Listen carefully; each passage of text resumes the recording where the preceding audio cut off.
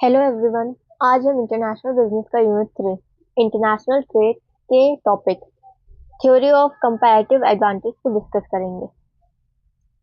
The theory of comparative advantage was introduced by David Ricardo in his 1817 book Principles of Political Economy to take Adam Smith theory of absolute advantage a step further। इसका मतलब है ये theory comparative advantage की theory कम David Ricardo ने दी थी 1807 में। अब 1807 में इसने अपनी book principles of political economy में इसको इंट्रोड्यूस किया था।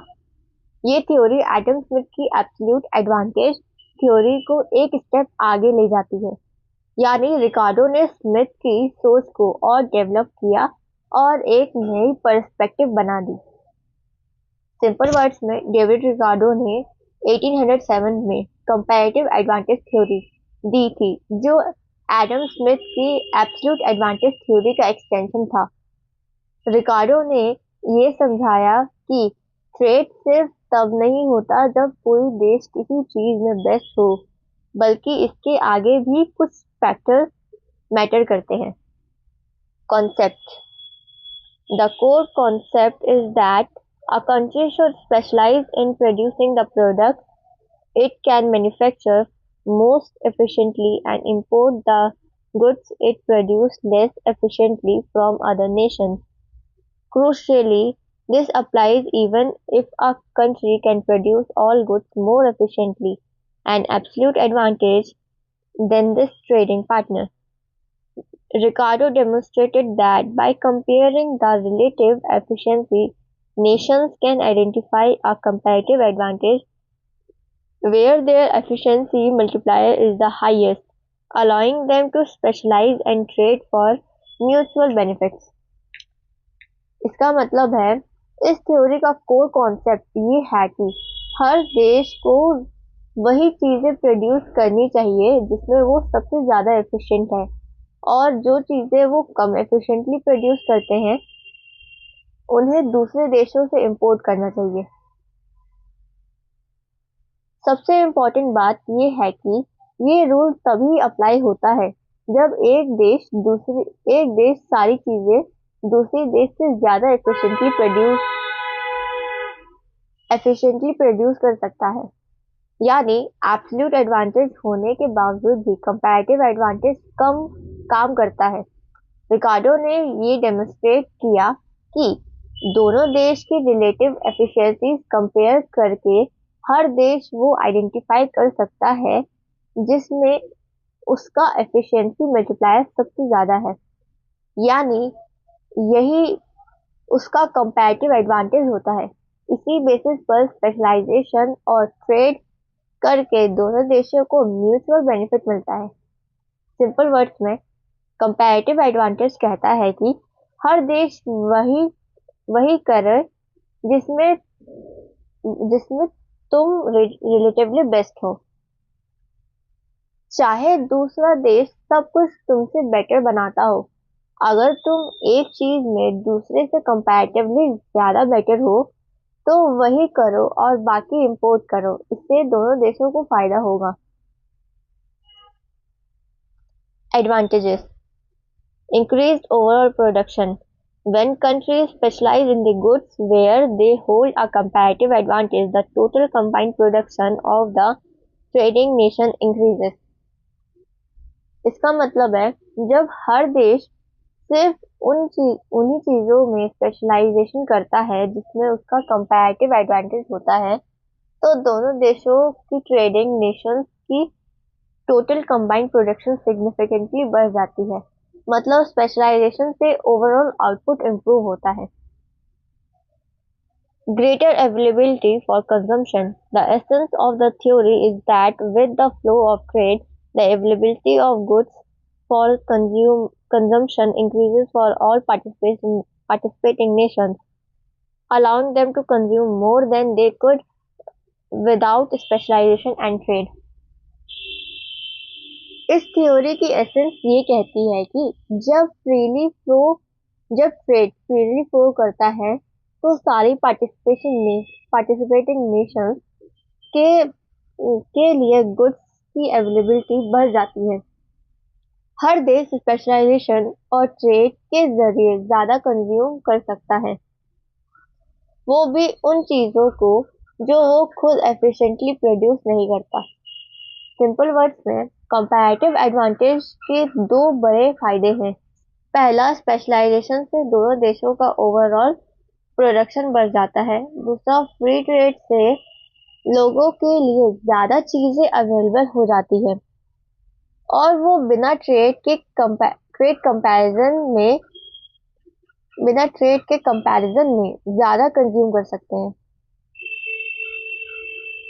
Limitations.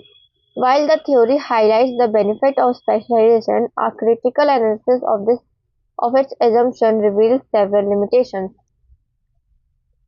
इसका मतलब है, ये थ्योरी स्पेशलाइजेशन के फायदे तो बताती है, लेकिन इसके कुछ एजम्पशंस रियल वर्ल्ड में सच नहीं होते। जैसे एब्सोल्यूट एडवांटेज के कुछ एजम्पशंस रियल वर्ल्ड में नहीं थे, सच नहीं थे।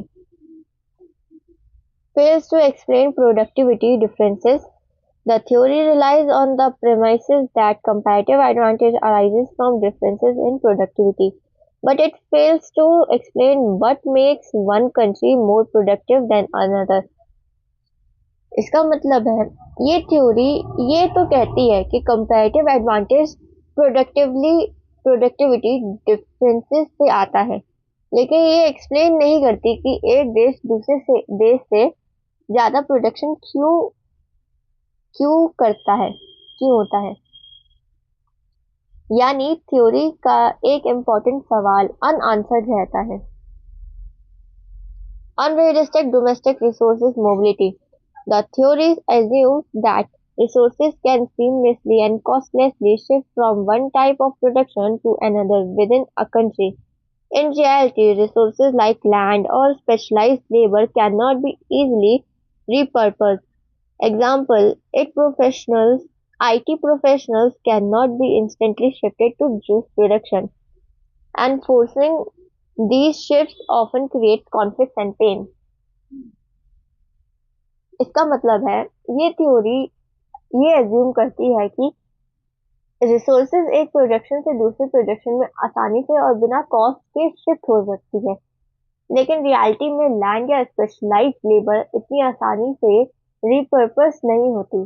जैसे IT professionals instantly juice production में शिफ्ट नहीं हो सकते, और ऐसा करने की कोशिश करना कॉन्फ्लिक्ट और तकलीफ क्रिएट करती है।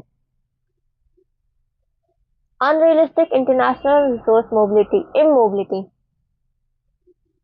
It assumes that resources cannot move between countries. Today, the international movement of capital and labor is reality and serves as a viable alternative to traditional trade. ये थ्योरी ये एज्यूम करती है कि resources एक देश से दूसरे देश नहीं जा सकते, लेकिन आज की रियलिटी में कैपिटल और लेबर दोनों इंटरनेशनली मूव करते हैं, जो इंटरनेशनल ट्रेड का एक वायबल ऑल्टरनेटिव बन चुका है। Flawed employment assumptions. The theory falsely assumes that everyone remains employed, meaning anyone laid off from a shrinking industry will automatically find employment in an expanding one. इसका मतलब है, ये theory falsely assume कर लेती है कि सब लोग एम्प्लॉयड रहते हैं, मतलब जो लोग किसी श्रिंकिंग इंडस्ट्री में जॉब खो देते हैं वो ऑटोमेटिकली एक्सपेंडिंग इंडस्ट्री में काम पे जाते हैं।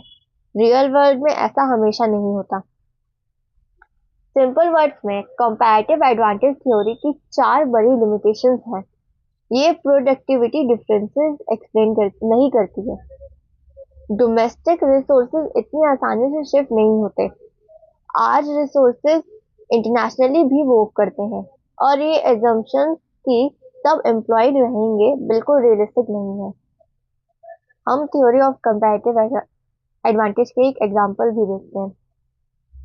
इसके एग्जांपल समझते हैं।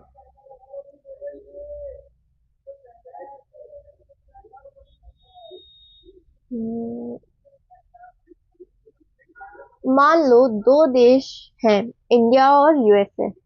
यूएसए दोनों चीजें सॉफ्टवेयर और वेट इंडिया से ज्यादा एफिशिएंटली प्रोड्यूस कर सकता है, यानी यूएसए का दोनों में एब्सोल्यूट एडवांटेज है।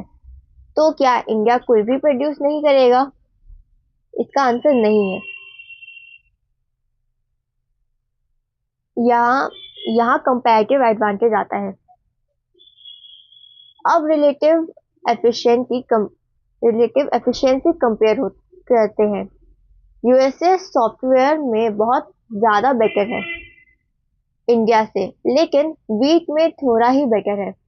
तो यूएसए का कंपैरेटिव एडवांटेज सॉफ्टवेयर में है और इंडिया वीट में यूएसए से रिलेटिवली कम पीछे है। तो इंडिया का कंपैरेटिव एडवांटेज वीट में है।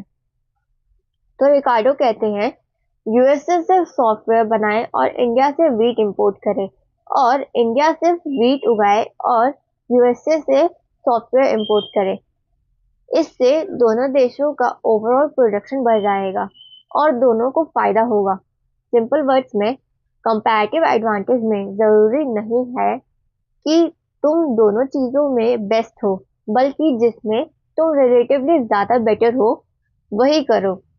यूएसए सॉफ्टवेयर में रिलेटिवली ज्यादा बेटर था, तो उसने वही किया। इंडिया वीट में रिलेटिवली ज्यादा बेटर था, तो इंडिया वीट ही उगाएगा। दोनों ने ट्रेड किया और दोनों को फायदा हुआ।